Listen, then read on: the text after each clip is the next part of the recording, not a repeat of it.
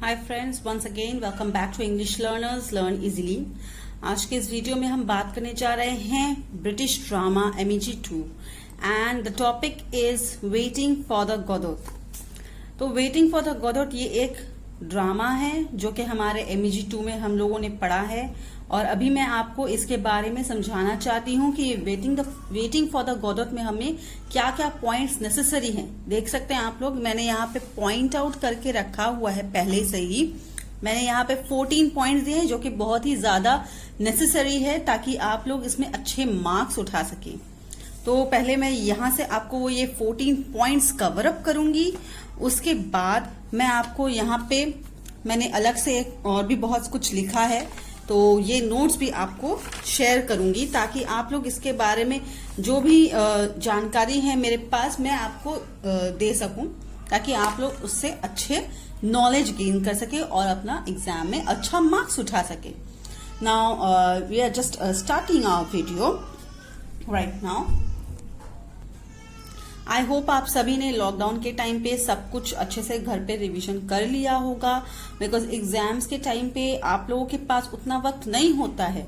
As we all no कि exams के time पे इतना टाइम नहीं होता है कि हम लोग पूरा का पूरा पैसेज, पूरा का पूरा टेक्स्ट पूरा निकाल करके बैठ करके पढ़े, राइट। तो इसलिए मैंने यहाँ पे पॉइंट आउट करके रखा है ताकि आप लोग इजी फॉर्म में एक बार रिमाइंड कर सके, अपने आप को रिफ्रेश कर सके कि ये है क्या, इसके बारे में क्या क्या हमें पता होना चाहिए, क्या क्या चीजें याद रहनी है, क्या क्या चीजें याद रखनी है।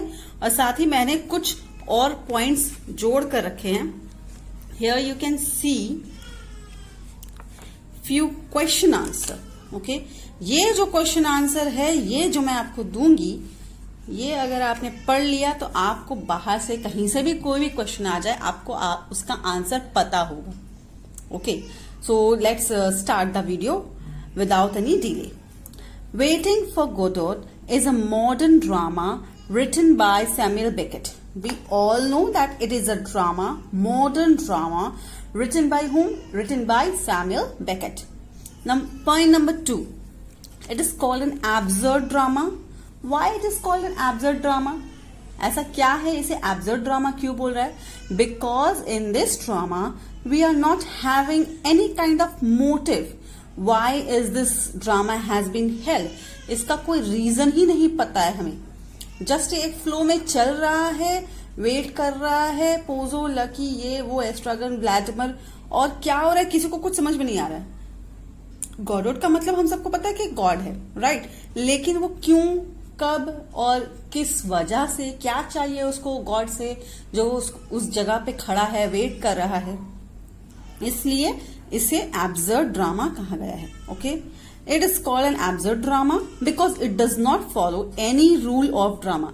और एक और पॉइंट है फ्रेंड्स कि इसे एब्सर्ड ड्रामा इसलिए भी कहा जाता है बिकॉज इसमें कोई भी रूल फॉलो नहीं किया गया है। Okay, it is not divided into scene and there is no catastrophe और climax।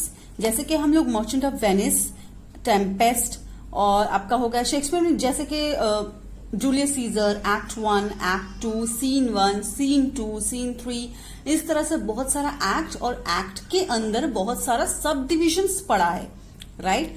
वो होता है एक प्रॉपर ड्रामा, और ड्रामा में एक्ट और सीन्स दोनों होते हैं, करेक्ट। लेकिन हमारे वेटिंग फॉर द गोडोट को ड्रामा करार दिया गया है और इसमें कोई भी एक्ट और कोई भी सीन नहीं है, एक प्रॉपर बस एक स्टोरी के टाइप में डाल करके उसे ड्रामा करार दिया गया है। इसीलिए स्टेज में किया गया, इसलिए ये ड्रामा है, राइट। लेकिन ये एक कैसा ड्रामा है? एब्सर्ड ड्रामा है, बिकॉज हम लोगों को नहीं पता कि ये क्यों है ना, वो क्यों आकर के वेट कर रहा है, उसको ऐसा क्या चाहिए गॉड से, उसको कैसे पता चला कि गॉड उसको वहीं पे मिलेंगे, ये सारा रीजन जो है ना, रीजनिंग क्वेश्चंस, इसके वजह से इसको एब्सर्ड ड्रामा कहा गया है। Now let's come to point number 4. It is totally a symbolic play. Symbolic play क्यों कहा गया है? Because this whole drama has been denoted as for a Godot. Godot means I am reminding you time by time that Godot means God. Okay, waiting for the Godot मतलब वो God के लिए wait कर रहे हैं, यही God जो है, इसलिए इसे सिंबॉलिक प्ले कहा गया है गॉड की वजह से। Okay, let's come to 5. only 4 characters. How many characters? Only 4 characters. Vladimir, Estragon, Pozo and Lucky play the role. इसमें 4 से ज्यादा आपको नहीं मिलेंगे.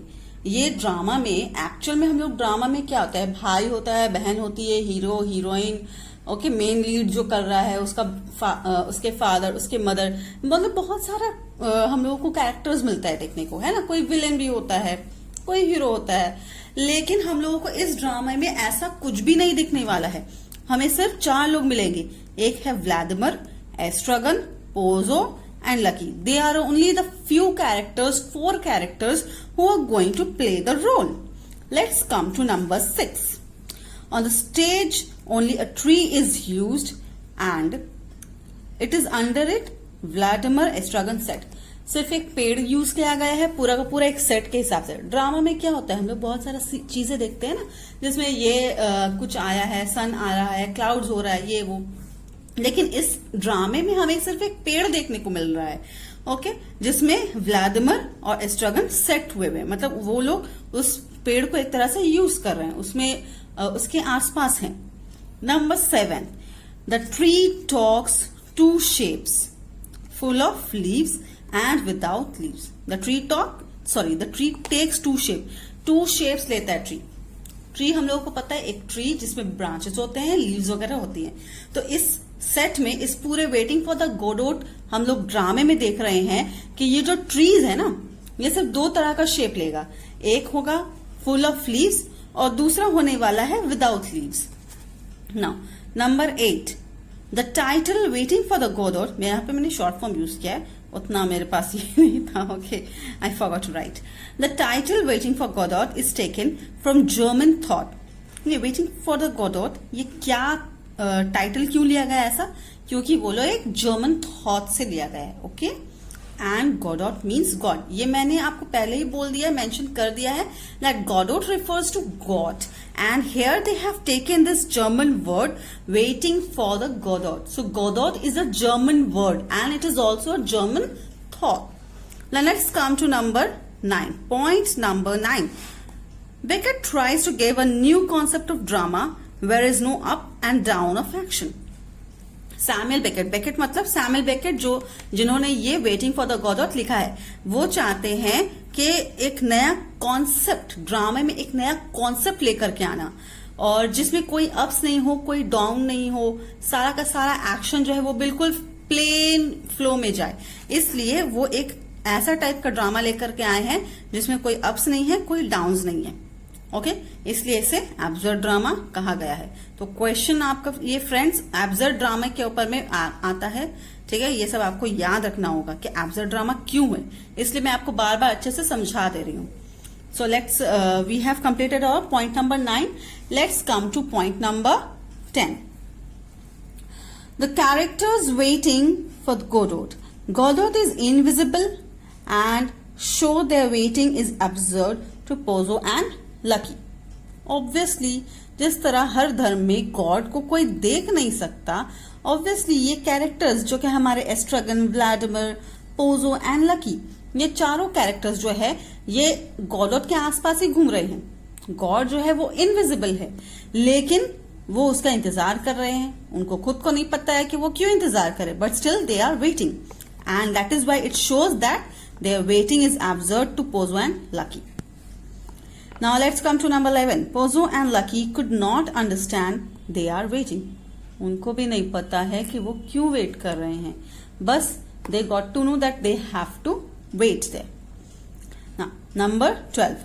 Actually what Beckett means to represent is that God is invisible and man's hope and desire is hidden. And naturally it would not be seen. तो point number 12 से हम लोगों को सैमुअल बेकेट जो है वो एक तरह से रिप्रेजेंट करना चाहते हैं. What he wants to represent? He wants to represent that God is absolutely invisible, right? God is absolutely invisible. जिस तरह हम लोगों का, जिस तरह हम इंसान लोगों का, हम मैंस का होप और डिजायर जो है ना वो इनविजिबल रहता है, वो छुपा हुआ होता है. सबका होता है कि मैं भाई बड़े हो जाऊंगा तो ये करूंगा, बाइक खरीदूंगा, गाड़ी खरीदूंगा, ये प्रोफेशन करूंगा, ये प्रोफेशन पकड़ूंगा, है ना. तो हर किसी का डिजायर जो है ना, मैंस का होप और डिजायर, ये हिडन रहता है और naturally it would not be seen. और नेचुरली अब आपको डॉक्टर बनना है तो वो दिखेगा थोड़ी ना कि आपको डॉक्टर बनना है, वो तो आप समझेंगे कि हाँ भाई ये बच्चा जो है हर वक्त मेडिसिन, इससे क्या होता है, कौन सा बीमारी क्या होता है, ये देख करके समझ में आता है ना कि हाँ इसको डॉक्टर बनने में बहुत शौक है, राइट। तो वो नेचुरली आपको समझ में आएगा। लेकिन यहाँ पे क्या है, and naturally it would not seen, ऐसे वो दिखेगा नहीं कि उसको देख करके आप ये नहीं बोल सकते ये डॉक्टर बनेगा, राइट। मैंस का होप भी वही है कि आप देख करके नहीं बोल सकते ये 50,000 का मालिक हो जाएगा एक दिन, है ना, बिना कुछ कमाए। तो यही चीज बताया जा रहा है कि सैमुअल बेकेट कि हम लोगों का जो इंसान का जो फितरत है, हम लोगों का जो डिजायर है, वो हमेशा छुपा हुआ रहता है ना, हमेशा फोल्ड किया हुआ रहता है और उसी से हम लोगों को कुछ ना कुछ वक्त के साथ साथ मिलता है। And naturally it would not be seen. Let's come to number 13. It is basically a drama where satisfaction and realization cannot be fulfilled. It is very important point, I can say. Now, why is this point is very important? Because in this, it is basically a drama. ये एक ऐसा drama है, Samuel Beckett बोल रहे हैं कि ये एक ऐसा ड्रामा है जिसमें सेटिस्फैक्शन और रियलाइजेशन दोनों ही चीजें, सेटिस्फैक्शन और रियलाइजेशन दोनों ही चीजें फुलफिल नहीं की जा सकती हैं। सेटिस्फैक्शन मतलब पोजो, लकी, एस्ट्रागन, व्लादिमिर, ये चारों जो लोग हैं, ये जो हमारे चारों कैरेक्टर्स हैं, ये गॉड के लिए वेट कर रहे हैं। उनको पता है कि उनको नहीं पता कि वो कब आएंगे, उनको ये भी नहीं पता कि वो कहाँ आएंगे, but still they are waiting. और जब वो नहीं आते हैं, राइट, ऑब्वियसली वो नहीं आएंगे, ये हम लोगों को पता है, उन लोगों को नहीं पता है, ठीक है, मतलब अजीब सा टाइप का था, जोक्स अपार्ट। वो लोगों को उतना नॉलेज नहीं है, राइट। तो जब वो नहीं आते हैं, बहुत थक जाते हैं ये हमारे कैरेक्टर्स, तो वो डिससेटिस्फाई होते हैं, उनको सेटिस्फैक्शन नहीं मिलता है कि मैंने इतना देर से वेट किया तो वो नहीं आए भाई, तो वो इसलिए यहाँ पे डिससेटिस्फैक्शन हो जाते हैं, उनको सेटिस्फैक्शन नहीं मिला, उनका सेटिस्फैक्शन फुलफिल नहीं हुआ। And second point is realisation, उनको ये भी नहीं रियलाइज होता है that God is invisible, God आकर के आपसे मिलने वाले नहीं हैं, राइट। तो ये चीज भी उनको रियलाइज नहीं होता है। एक तो सेटिस्फाई नहीं हो रहे हैं कि भाई मैं इतने देर से वेट कर रहा हूं, गॉड को आना चाहिए था, मैं सुबह से हूं, शाम हो रहा है, ऐसा कुछ नहीं था, ठीक है, उनको सेटिस्फैक्शन नहीं मिला क्योंकि गॉड उनसे नहीं मिलने आए। और सेकंड पॉइंट में है, आपको बताया जा रहा है कि रियलाइजेशन, वो रियलाइज भी नहीं कर पा रहे हैं कि वो बिल्कुल ही बकवास काम कर रहे हैं, राइट। उनको खुद को नहीं पता है क्यों वेट कर रहे हैं, और उनको ये भी नहीं पता है कि गॉड, उनको ये भी ध्यान में नहीं है कि गॉड जो है वो इनविजिबल है, वो आपसे मिलने के लिए नहीं आएंगे, right. Let's come to our last point, point number 14. Like Shakespeare in the drama there is no hamartia. इस जैसे कि हमारा शेक्सपियर जो है वो ड्रामा में एक हेमर्शिया का ये किया है जिक्र. No catharsis, okay, nor catharsis. Point number 15. In that respect, Aristotelian is also not followed here. So till here we have completed our total 15 points we have covered up. Okay. Now we are going to have a look for our another page, which is another. यहाँ पे मैं आपको पूरा written basis पे बताने वाली हूँ कि सैमुअल बेकेट के बारे में, और ये इसका पहला टाइटल क्या था, एवरीथिंग. ओके, ये तो पहले जो मैंने आपको बताया वो पॉइंट वाइज था. ओके, वो एक शॉर्ट समरी, आप ब्रीफ समरी देख सकते हैं. And here I am going to give you full explanation about it. Now waiting for Godot, it has been written by whom? Written by Samuel Beckett. Now MEG2, it's Waiting for Godot. It has been written by whom? Samuel Beckett. Published in the year 1949, and it revolves around two characters waiting for someone who never comes. Very important point, my friends. You must make a star point over there where you are going to write these notes. Published in the year of 1949 and it revolves around. और ये कहानी जो है ना, ये दो इंसान के ऊपर में घूम रही है, जिनको पता है, जिनको नहीं पता कि that someone who never comes, जो जिसके लिए वो वेट कर रहे हैं, he is not going to come, right? Next is, it is an It is an absurdist play that experiments with the themes of existential philosophy. Existential philosophy. क्या theme के ऊपर में चल रहा है ये? एक ऐसा थीम है, एक एब्सर्डिस्ट प्ले मैंने आपको समझाया था पीछे, एब्सर्ड प्ले बोलकर, राइट, के जिसमें आपको कोई भी ड्रामा का कोई भी सीन नहीं दिख रहा है, एक्ट नहीं है, सीन नहीं है, कोई भी रूल्स फॉलो नहीं किया है, इसलिए उसको एब्सर्ड ड्रामा बोल रहा है ना।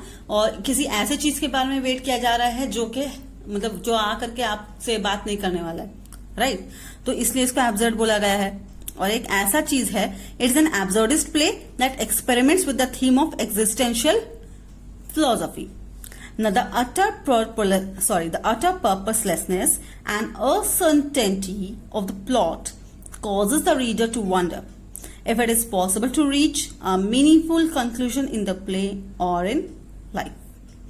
The play was originally written in French titled. French में इसका टाइटल क्या दिया गया था? इसको ओरिजिनली जब लिखा गया था फ्रेंच में, तो उसमें इसका टाइटल क्या दिया गया था?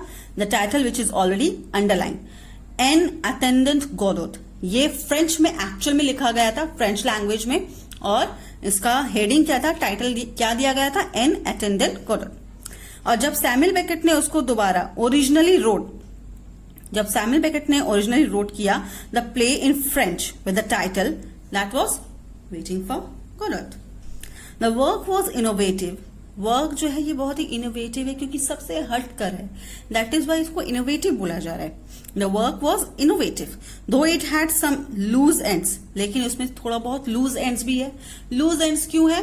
बिकॉज क्यों किया जा रहा है, क्यों वेट किया जा रहा है, उसको पता होना चाहिए कि गॉड आकर के उससे बात नहीं करने वाले हैं. उसको कैसे पता चला, वो कैरेक्टर्स जो है हमारे, उनको कैसे पता चला कि गॉड उसी जगह पे आके बात करेंगे उससे, राइट? कब आएंगे, दिन में आएंगे, शाम में आएंगे, रात में आएंगे, कब आएंगे, कुछ भी नहीं पता है उसको, but still he is waiting, है ना, दे आर वेटिंग. इसलिए इसको it had some loose ends बोला है. The real plot, distinct character development and endurance to dramatic tradition were not presented in a desirable format to the audience. The newness in the play made it popular. The play enjoyed its initial success. लेकिन at the end इसको success मिला था. Okay, in this play. Now, Beckett translated the play into English. Beckett ने हमारे लिए ये इस drama को इंग्लिश में भी ट्रांसलेट किया क्योंकि ये लिखा था ओरिजिनली किसमें? फ्रेंच लैंग्वेज में, right? Now, the play invited a lot of criticism which attract literary critics and its value as philosophical work. ये मैंने philosophical work, आप लोगों को पता होना चाहिए philosophical work, आप इंग्लिश स्टूडेंट्स हैं. Okay. In 1969 Beckett was, क्योंकि ये बहुत ही हट करके थीम लेकर के जा रहा था एब्सर्ड प्ले के बारे में, है ना, तो बहुत सारे क्रिटिक्स भी आ रहे थे इसके बारे में बोलने के लिए, तो इसलिए बहुत क्रिटिसाइज भी हो रहा था ये प्ले, ये drama. In the year 1969, Beckett was awarded the Nobel Prize in Literature for his revolutionary contribution to drama and literature. Samuel Beckett was born in, now we are going to talk about the writer, है ना. Samuel Beckett was born in Dublin in 1906. He was closely associated with Irish novelist James Joyce. इनके बहुत करीब थे, और James Joyce कौन थे? Irish novelist थे. And his first published work was an essay on Joyce. मतलब वो इतना ज्यादा जेम्स जॉयस को पसंद करते थे कि एक तो वो उनके साथ में एसोसिएट करके थे, क्लोजली एसोसिएटेड थे, और दूसरी बात कि उन्होंने अपना फर्स्ट वर्क जो है ना, पहला वर्क जो था उनका, उसको पब्लिश किसके नाम पे किया था? जॉयस के नाम पे कर दिया था. In the year 1951 to 1953, famous trilogy Molly, Marlon Dice novels, ठीक है, The Unnameable, Waiting for Godot, it has appeared in Tiny Theatre Paris. ये सारा जो है, मैंने अभी आपको वर्क का नाम बताया, ठीक है, ये सारा बहुत ही छोटे लेवल पे हुआ था. It has appeared in Tiny Theatre Paris, छोटा लेवल पे हुआ था, बट स्टिल वो बहुत successful. Now let's come here. The most famous of Beckett's subsequent plays include End the Game, He also worked a 30-second play. Breath. 30-second play. कितना second? 30-second play. इन्होंने क्या किया? He also wrote. क्या लिखा उन्होंने? इन्होंने 30 second का भी प्ले लिखा है. उसका नाम क्या था? ब्रेथ. कब हुआ था? 1969. Beckett was awarded in 1969 and he died in 1989 in Paris. Okay? 1989 में एक तो उनको अवार्ड मिला था 1969 में, लेकिन he got died in the year of 1989 in Paris. He was born in Dublin, right? But he got died in Paris in the year 1989. Now let's have a short summary about it. Waiting for Godot begins with two men waiting on a barren road by a leafless tree. These men, Estragon and Vladimir, I have written here short, Estragon and Vladimir, are often characterized as tramps. Estragon and Vladimir are waiting for Godot, a man or perhaps divine beings. The tramps are uncertain about Godot. They are not sure if they are waiting for the right place, right day, or even whether Godot is being to appear at all. While they wait, Pozo and Lucky arrives. Now, what is the theme of the drama? Theme of the choice. Waiting for Godot. First theme क्या है मेरा? Waiting for Godot consists of two men unable to act, think, जो ऐसा दो इंसान है जो act भी नहीं कर सकता, जो सोच भी नहीं सकता और ना ही कुछ कर सकता है. Unable to think, act or more in any significant way. किसी भी हाल में वो कुछ सोच नहीं सकते वो लोग, ठीक है, वो दो लोग, और ना ही कुछ कर सकते हैं और किसी भी तरीके से. While they kill time waiting for an enormous man or divine creature. लेकिन वो लोग अपना वक्त जो है वो सिर्फ और सिर्फ बैठ करके बर्बाद कर रहे हैं, सिर्फ ऐसी चीज से, किसी ऐसी शख्सियत से मिलने के लिए जो कि उससे मिलने के लिए नहीं आने वाला है. Right? They are not smart enough to understand that waiting for Godot is not mandatory but an act of choice. वो चाहते तो वो उस जगह से उठकर जा सकते थे, उनका एक्ट ऑफ चॉइस था, लेकिन उन लोगों के दिमाग में पता नहीं क्या चल रहा था, दैट उन लोगों को समझ में ही नहीं आ रहा था कि ये मैंडेटरी नहीं है. राइट? वहां पे बैठना, वेट करना गॉड के लिए, ये बिल्कुल भी मैंडेटरी नहीं है. उनका एक्ट ऑफ चॉइस वहां पे होना चाहिए था, लेकिन वो लोग बहुत देर तक वेट कर रहे थे, और क्यों वेट कर रहे थे ये भी नहीं पता था. They are poor decision makers and are unable to convert their thoughts into physical action. Okay. Second theme is the theater of the absurd. Second theme is the theater of the absurd. ये absurd मैं आपको बार बार बता चुकी हूँ, तो ये आप लोगों को समझ में आ जाना चाहिए. अब तक आप लोग वीडियो को दोबारा देख लीजिएगा. Now these are the few questions which I have noted down in my diary. So I'm just going to discuss it so that you people are going to gain knowledge from this, and whatever questions they are in exam you are going to appear, you will definitely good high score. Now, number 1, analyze Waiting for Godot as a play that characterize a model of life in which man continues to wait merely because he happens to exist. It must be in 400 words. Number 2, it is also about the emptiness of the modern world that does not know that it is empty. Do you agree with the statement? Discuss. Number 3, what is so remarkable about the structure of Waiting for Godot? Elaborate. इस तरह का question जब भी आए तो आपको जो भी आता है स्टोरी में पूरा उठा के लिख देना है, उतना नहीं सोचना है. Number 4, nothing happens, nobody comes, nobody goes. It is awful. कोई नहीं आता है, कोई नहीं वेट करता है, कोई वहां पे आकर के उसे नहीं पूछता है कि भाई आप क्यों हैं, है ना. Analyze the sense of metaphysical anguish expressed in Waiting for Godot. Number 5, it is a tragic comedy. Tragic comedy क्यों कहा गया है? Because एक ट्रेजिडी है, कोई इंसान दूसरे इंसान को मार रहा है, जानवर की तरह ट्रीट कर रहा है उसको, और फिर वो वहां पे गॉड के लिए डर भी है उसके मन में कि गॉड आएंगे, भाई मैं गॉड के लिए वेट कर रहा हूं. इसलिए एक तरह से कॉमेडी है और एक तरह से ट्रेजेडी भी है. ट्रेजेडी है क्योंकि वो इंसान के लिए जो मार खा रहा है, और कॉमेडी इसलिए है क्योंकि वो लोग काफी देर तक वेट करते हैं और वो नहीं आते, है ना, गॉड नहीं आते, because he is invisible. Number 6, significance of the title. Title का इंपॉर्टेंस आपको बताना पड़ेगा कि ऐसा टाइटल क्यों दिया गया है। ऑब्वियसली गॉड के लिए वेट कर रहा है तो वेटिंग फॉर द गॉडॉट होगा, right. Number 7, critically examine the structure of waiting for गॉडॉट।